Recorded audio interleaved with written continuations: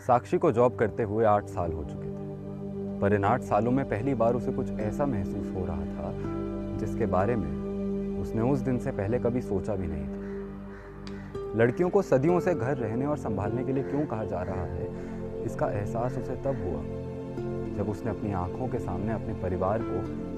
एक टूटे हार के मोतियों की तरह बिखरते देखा, जिसे उसके हिसाब से एक गांठ की तरह सिर्फ वही बांध के रख सकती थी, पर नहीं रख पाई।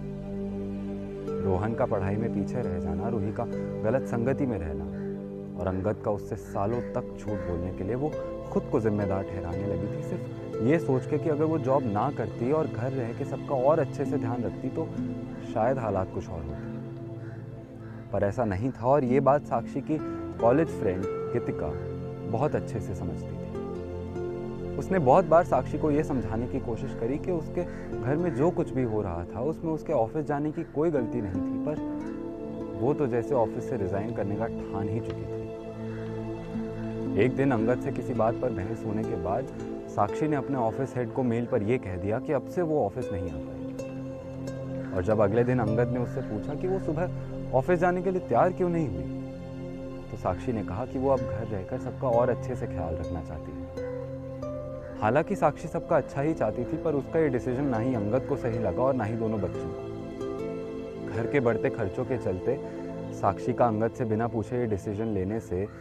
उनकी लड़ाइयाँ और बढ़ने लगी, जिससे रोहन और रूही भी अब परेशान होने लगे थे। साक्षी का रोहन को पढ़ाई के लिए बार बार टोकना और रूही के आने जाने पर रोक टोक लगाने से भी घर का माहौल और खराब होने लगा। जो हर रोज कहीं ना कहीं घूमने जाया करते थे, अब वो साथ बैठकर खाना खाना तक पसंद नहीं करते थे। साक्षी को ये तो समझ आ गया कि उसे अपनी दोस्त गीतिका की बात मान लेनी चाहिए थी, पर अब अगर वो वापस ऑफिस ज्वाइन कर लेती तो शायद अपने परिवार को साथ रखने की हिम्मत पूरी तरह हार जाती, जो वो बिल्कुल भी नहीं चाहती थी। धीरे धीरे सबको ये समझ आने लगा कि बात करने से सिर्फ और सिर्फ लड़ाई ही होगी, इसलिए उन्होंने ज़्यादा से ज़्यादा घर से दूर रहने की और घर की शांति की ही आदत है।